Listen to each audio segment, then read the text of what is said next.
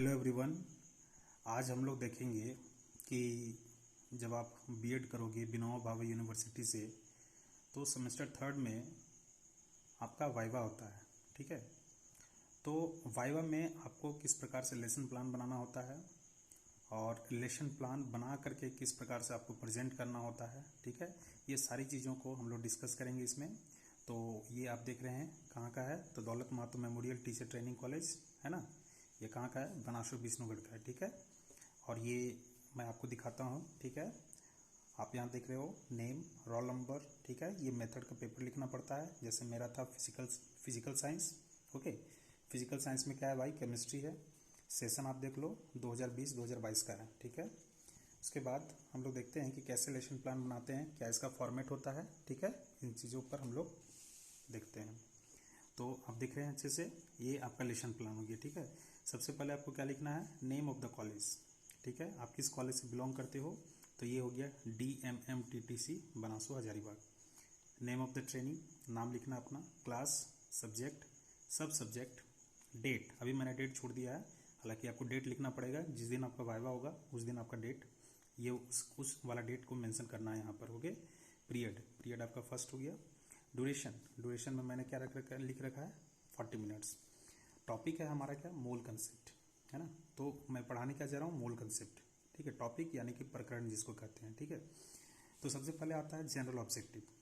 ठीक है, जिसको हम लोग बोलते हैं सामान्य उद्देश्य। इसमें क्या क्या होता है, तो आप देखो ये सारी चीज़ों को, to develop scientific attitudes among the students. Okay, number 2, to provide training in scientific methods. Number 3, to develop various scientific skills in the students. उसके बाद number 4, to create interest in student for science and then to lay foundation for various higher classes.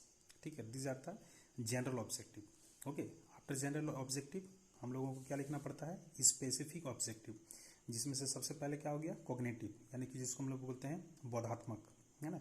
ये हो गया बोधात्मक उद्देश्य। इसमें क्या लिखना पड़ता है, student will able to define the mole concept in skill. तो आखिर हम लोग जो पढ़ाने जा रहे हैं, जो टॉपिक पढ़ाने जा रहे हैं, उसका स्पेसिफिक उद्देश्य क्या है ना, जिसको हम लोग कहते हैं विशिष्ट उद्देश्य। ठीक है, ये तो हमारा हुआ सामान्य उद्देश्य जो सबके लिए होता है, लेकिन हम जो टॉपिक पढ़ाने जा रहे हैं उससे बच्चे क्या सीखेंगे, ये सारी चीज़ों को हम लोग इसमें कवर करते हैं। ठीक है, तो ये हो गया कॉग्निटिव, जिसको बोलते हैं बोधात्मक उद्देश्य। नेक्स्ट हम लोग का आता है कौन सा, परसेप्टिव। कौन सा आता है भाई, परसेप्टिव। ये आप देखो परसेप्टिव। ठीक है, तो परसेप्टिव में हम लोग को लिखना पड़ता है क्या, student will able to know about the Avogadro number with example. यानी कि ये तो हो गया आपका क्या, एक हम लोग का हो गया संज्ञानात्मक, दूसरा हो गया बोधात्मक। ठीक है, तो ये आपका हो गया बोधात्मक। ठीक है, परसेप्टिव का मतलब हो गया बोधात्मक। उसके बाद फिर आता है एक्सपेरिमेंटल, है ना। तो एक्सपेरिमेंटल में हम लोग देखते हैं क्या, कि student will able to use it in their daily life style. Teaching aids, क्या क्या आपने टीचिंग एड्स का यूज़ किया है, ये सारी चीज़ों को लिखना पड़ता है। फिर देन टीचिंग मेथड्स, जैसे हमारा है लेक्चर कम एक्सप्लेनेशन मेथड। प्रीवियस नॉलेज, बच्चों को कुछ पहले की नॉलेज रहती है, तो ये सारी नॉलेज को हम लोग को यहाँ पे मेंशन करना पड़ता है कि हाँ भाई थोड़ा बहुत कुछ तो नॉलेज होगा उसके बारे में। फिर इंट्रोडक्टरी क्वेश्चन होता है। क्वेश्चन आप देख रहे हो, जैसे कि what is the mass of the molecule, number of atoms of hydrogen कितने होते हैं, how the weighing is use in an atoms, और उसका फिर पुपिल्स का आंसर। ठीक है, ये हो गया इंट्रोडक्टरी क्वेश्चंस। नेक्स्ट हम लोग का आता है क्या, स्टेटमेंट ऑफ एम, है ना। पढ़ाने का मुख्य उद्देश्य क्या होता है। ठीक है, ये हम लोग को देखना है। तो आज हम लोग क्या पढ़ेंगे, तो student today we will discuss about mole concept, फिर प्रेजेंटेशन, जिसको हम लोग क्या बोलते हैं, ये हो गया हमारा प्रस्तुतिकरण, जिसमें हम लोग को लिखना पड़ता है टीचिंग पॉइंट, हेडिंग बनाना पड़ता है, pupils teacher activity, student activity, then black board work. ठीक है, और इस प्रकार से मूल कंसेप्ट, क्वेश्चन अराइज किए, उसका आंसर, है ना। बच्चे को हम लोग लिखे हैं कि student will note down and listen carefully. Black board में ये सारी चीज़ों को हमने मेंशन कर रखा है। ठीक है, फिर देन व्हाट इज मोल, उसके बाद फिर मोल के बारे में थोड़ा सा डिफाइन करके ये सारी चीज़ों को हम लोग लिख चुके हैं। आप अच्छे से देख लो, है ना, ताकि आप जब बनाओगे फिर से तो उसमें आपको किसी तरह का कोई दिक्कत ना हो।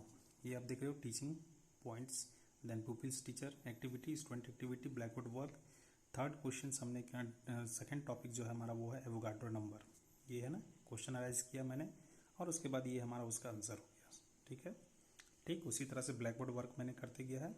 उसके बाद देखो ये मूल कंसेप्ट, कुछ क्वेश्चन अराइज किए हैं, उसका सॉल्यूशन आप देख रहे हो, ये सॉल्यूशन हो गया उसका।